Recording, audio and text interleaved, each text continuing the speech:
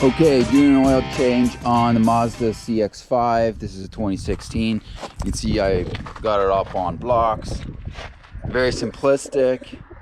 It's simply just a 2x10, something like that, and just driven up onto these are. I think these are just old railroad ties that have been cut up. And after I got it up here on this ramp, I put it in park. Make sure to put it in park. I also put blocks right here just for safety reasons. So I'm gonna just go ahead and do that.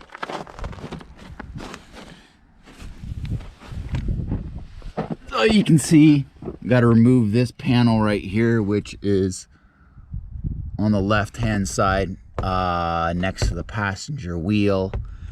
And you can see it's just regular screws, so I'm going to go ahead and remove that and turn the video off and go ahead and do that. Alright, so here's the panel basically. A couple screws and then just turn it off like that. And of course here's the oil filter right here. And here is the oil drain, and it is a hex. It's a fairly large one. I'm just using basically a hand one. I did try and use this and my other one, but I have the wrong size, so I'm gonna go ahead and use this one. It came off actually fairly easily. This may come off by hand, or you may need a tool like this. I just bought this one, 13 bucks. And that may work like that. We'll see if there's enough room in there to fit in there. Either way, it's coming off and the oil's getting changed. Okay, simple enough. It's draining. It's actually ending the draining process now. I got it in a bucket. You can just use a bucket. I used that to start. Realized it's not really the best under these conditions because it's not exactly flat with the carpet and the gravel. So I just simply used the bucket, and it's pretty basic. You don't want to get crazy and just buy, well, you can buy an oil pan, all that kind of stuff, but it's totally not necessary. I use the basics because, well, it's cost effective, and I find that there's no need to keep buying the newfangled oil drain pan, even though it's only a couple bucks from the dollar store. It's a waste when you got just basically junk lying around that you can put used oil in. And spend the money on proper tools. That's where you put the money, on proper tools, on good quality tools, and anything else where you can be cost effective, you go ahead and do that. Like this ramp is just some wood, and some might say that's unsafe, but if it's properly blocked, even under the ramp itself, you're not going to have any problems whatsoever. So anyways, that's the process right there. I'm going to remove the filter in a bit. And I had a bit of an issue with this. Hard to get in that space. But I put it right near the end of it. And got it up inside there. And turned it right on because there's a fairly...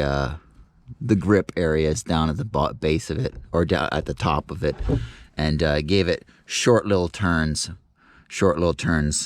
and it seems to be about ready to come out now, and hand turn it. So I'm gonna go ahead and do that, and take the filter off, put the new one on. Here's the new one, and for me, this is the number on it. That's the number of it right there. That's the filter. Really small, dinky filter. I was really surprised that it's this small filter. Very small. Very, very, very small. So that's the new filter. You can see compared to my hand how small it is. So that's what's going on. And get that fixed, ready to go. And it appears to be this exact similar one that's already on there. So it wasn't the least expensive one, but it wasn't the most expensive one. It was a minimum, I think it was 10 bucks. So I'll go with that. Good. And here's the oil drain screw. Now these little aluminum washers are supposed to be replaced. There's some type of compression washer. But I bought a bunch and I'm going to replace them the next round. So that should be good. I don't actually think they need... I've never heard of replacing one, but I heard someone did mention that you replace these when you do an oil change. So I bought like 20 of them for like 30 bucks or something. Just to be a little more precise, but I'm not sure if it's actually necessary because, like I said, I've never heard about replacing the washer on a drain. But as well, I just want to make sure that things are proper because... this is my car and my new car, and I'm going to take care of it. So, like I said, spend the money on equipment and parts, and try not to be cheap when it comes to things that are necessary. Anyways, shutting this down. Quick little pointer, you can open this. The oil cap. Just a little air in there to get it draining properly.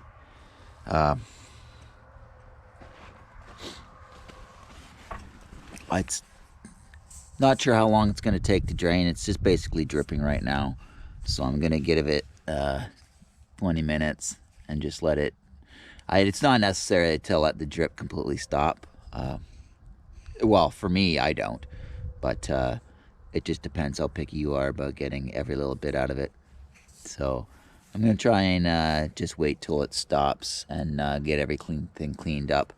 I cleaned up right around where the oil filter is. Clean that up with a rag.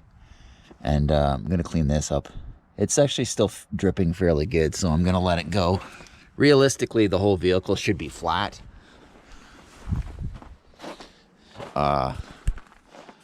But for logistical reasons, and I'm not going to have the whole damn thing lifted up and flat because this is the easiest way to do it.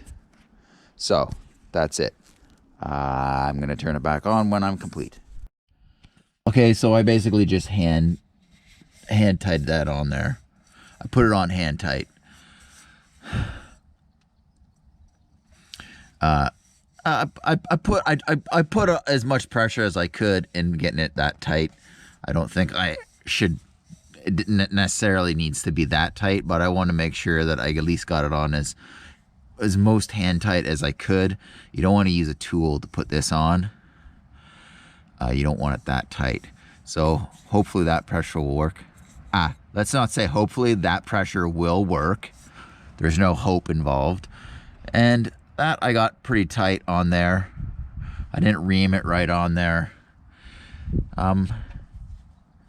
Just as tight as it needs to be, reasonably. And then I'm going to put this back on, of course. I wonder. Yeah.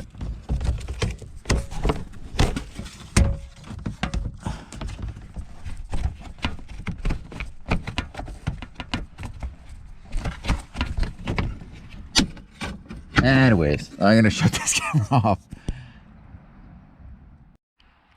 This cx-5 will take, it takes 4.8 liters, and this is 5 liters, so it's basically going to be the majority of this, 90% of this.